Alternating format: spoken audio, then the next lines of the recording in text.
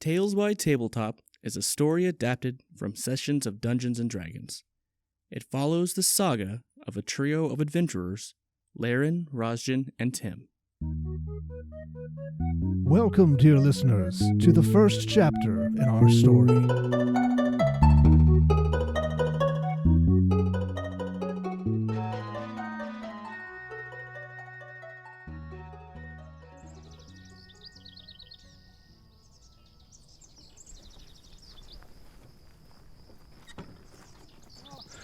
Our heroes rub the light out of their eyes as if they've just emerged outside after being in a dark room. They walk on a dirt road accompanying a caravan. It's been 3 days in their travels from the large port city of Waterdeep. 3 welcoming, uneventful days.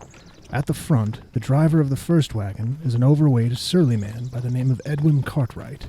He has hired our heroes, as well as a few extra hands, to aid and protect him and his wares as he travels along the trade roads visiting the local general stores.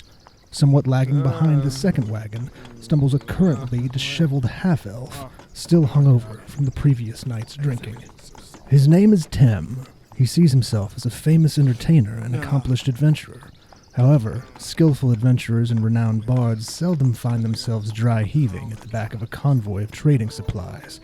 Along with Tim at the back of the caravan is a halfling wrapped in light blue garments, a quarterstaff in her hands. Most of her dark brown hair is pulled up high in a ponytail, while the rest falls around her lightly freckled face. Her name is Rosjen, an orphan raised in a monastery deep in the hills who is eager to give back and improve the world. Walking next to the front wagon is a human garbed in chainmail. He is tallish and strong, with the hard hands one gets from a life of planting and plowing. Lank, dark hair frames his pale, gaunt face. He is engrossed in a book of prayer and spells. Occasionally, he'll turn dark eyes upward to scan the horizon. Cartwright yells something indistinguishable, but probably vulgar at nothing in particular. It snaps Rosjen from her daydream. Her eyes dart quickly around, turning up nothing but a bored caravan. Losing sight of her butterflies, Rosjen turns her attention toward the Dragonborn, who is also guarding the rear wagon. Hey, Vicnys, how's the walk been treating you? Are you from Waterdeep? Yeah. No, I'm not from Waterdeep. I do miss my old homeland, though. The red Dragonborn turns his head upwards and closes his eyes, letting the sun warm his face. It is good to be out in the sun. Bright, yes. The heat really warms the scales. I am eager to get to Brewery. Why's that? What are you looking forward to in Brewery? I hear that Brewery Hall is very accepting to us outcasts. My clan was not too pleased when I found my calling in Ilmater. The Dragonborn brings his shield around and motions towards the emblazoned symbol of Ilmater, the god of endurance. Then he swings his arms open. This whole area used to be swampland where a terrible black dragon lived. The Knights of Brewery came in over 40 years ago and slew the great beast. There were a hodgepodge of warriors coming from all backgrounds, armed with the will to rid the land of evil.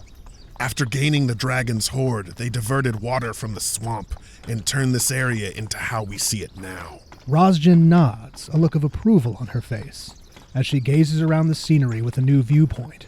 The strange textured grasslands begin to make more sense. I like the sound of this town. I'm just looking for my place, you know? Ilmater is always needing those who strive for justice. The two then begin a long and drawn-out conversation about their shared religion. Tim, stuck next to the two, rolls his eyes so hard a scraping sound can be heard by the front of the caravan. Stepping a few feet away to separate himself from the two Ilmater worshippers, Tim strains his eyes toward a small cluster of trees, aching for something to come out and attack them to disrupt their conversation. A combination of the bright sunlight and, in his opinion, a disgustingly large amount of nature, forces him to pull his hood up. He pats around his pockets on the off chance to find a pair of dark, stained glasses, but to no avail.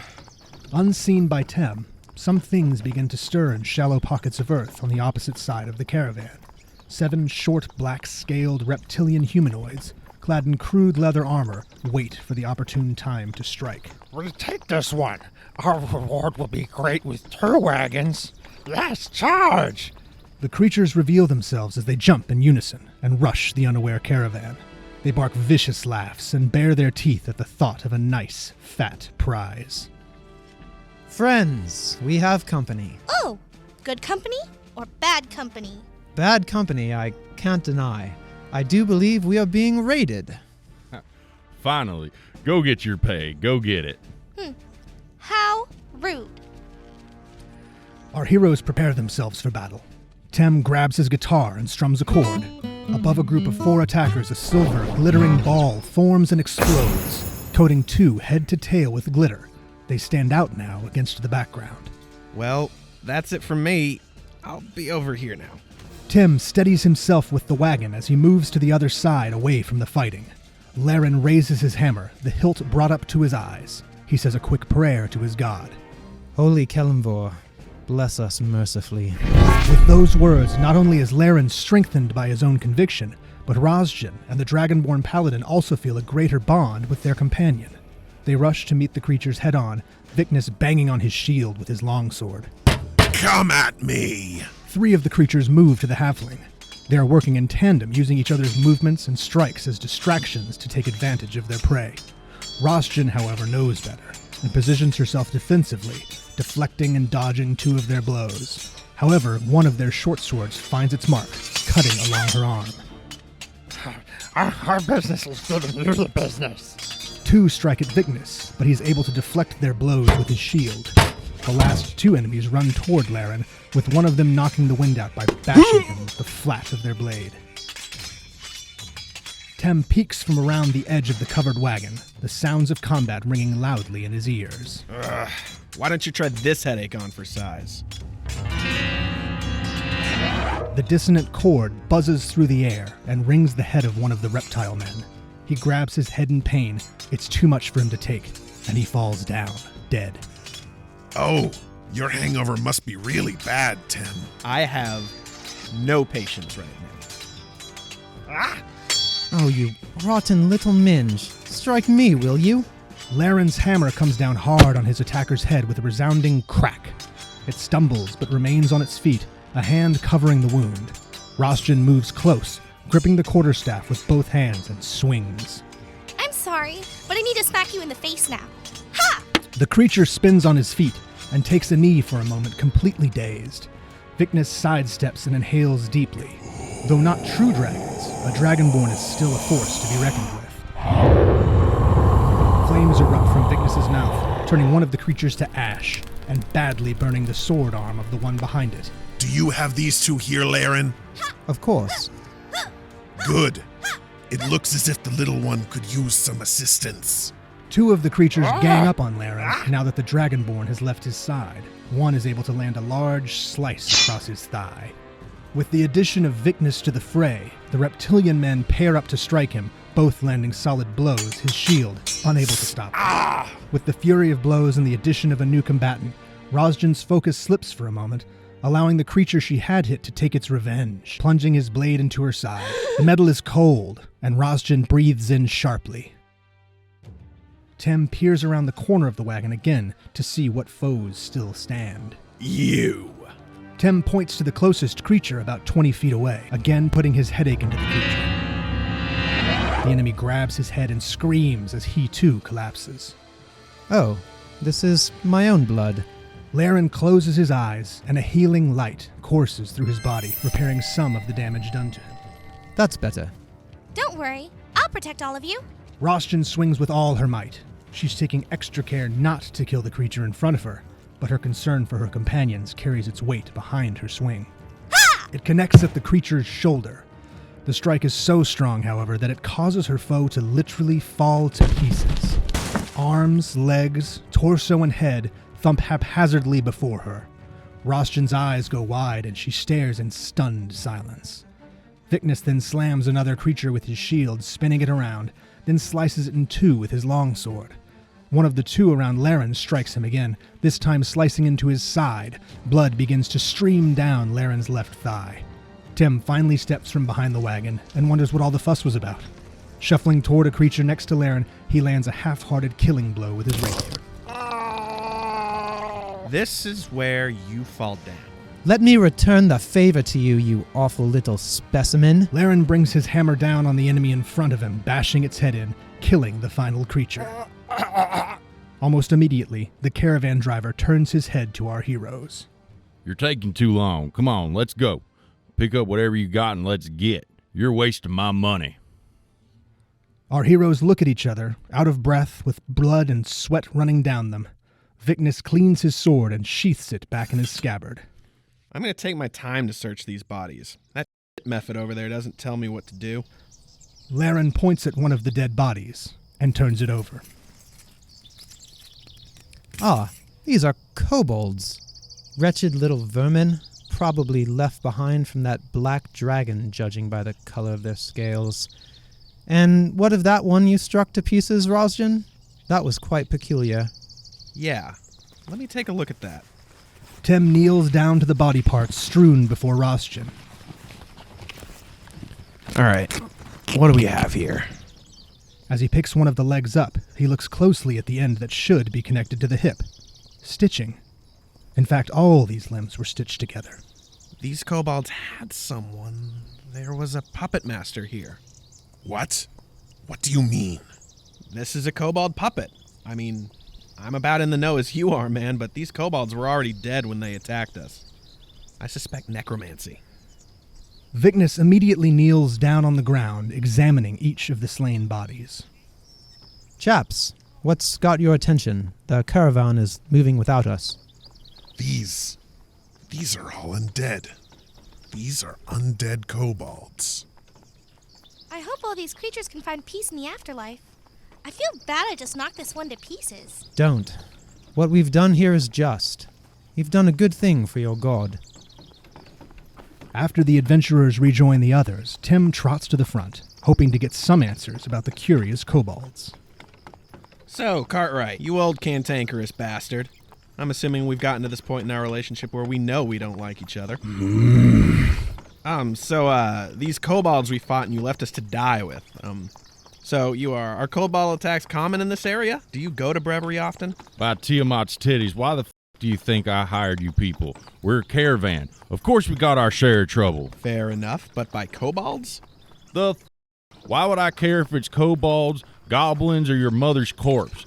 Just go keep watch and mind your own goddamn business. I'm not paying you to flap your gums. My job's driving, your job's dying. All right, fine. Instead, Tim sneaks into the rear wagon and lays down for a nap. After a few more hours, the caravan finally reaches the outskirts of Brewery. Fencing and crops begin to appear in the surrounding scenery. The small town of Brewery is populated by about 24 families. Other than the large keep that's built into a hillside, the largest building is a 2-story inn. The town square also hosts a few general stores and a blacksmith, but they have to get there first. Whoa there! Vicnys reaches out and grabs the reins of the front wagon, which suddenly comes to a stop. A barefoot little halfling girl wearing a yellow paisley dress runs from the field on the right and stands in front of the wagons. Obviously furious he's even more late, Cartwright and Vicnys begin to yell at each other. Rosjen, seeing the adorable little girl, rushes forward to greet her. What are you doing out here? I'm playing hide and seek. My brother is hiding, and I'm trying to find him. Well, let's move off the road and try to find your brother then. Oh, you want to play too? Yeah, no, maybe later. You see, we have these horses and these wagons, and with you in the middle of the road, it's really dangerous. You should be looking for wagons when you're crossing. Oh, yes. My daddy tells me these things. My name is Mandy. It's really good to meet you. Oh, hi, I'm Rosjen. It's good to meet you, too. Get the out of my way. We have a job to do. I'm not paying you to stand in the middle of the road talking to some brat. Move that thing. Rosjen turns slowly to Cartwright and glares 1,000 dragon-forged daggers at him. The little halfling immediately turns bright red and runs across the road, getting out of the way of the wagons. The horses start moving again, and Rosjen walks to stand next to the little girl as the caravan passes. Don't listen to that goblin turd. But you do have to be careful. You don't know what kind of dangers could be out here on the road. Vicnys wanders over to the little girl and gets down on one knee in front of her. He reaches into his satchel and pulls out a small figurine of a squirrel. Here. I know we can't undo the bad things, but maybe this will make you feel better, and you can take something good away. Mandy is too embarrassed now to reach out and take the figurine. She grabs onto Rosjen's pant leg. Here, let me put a blessing on this to keep you safe.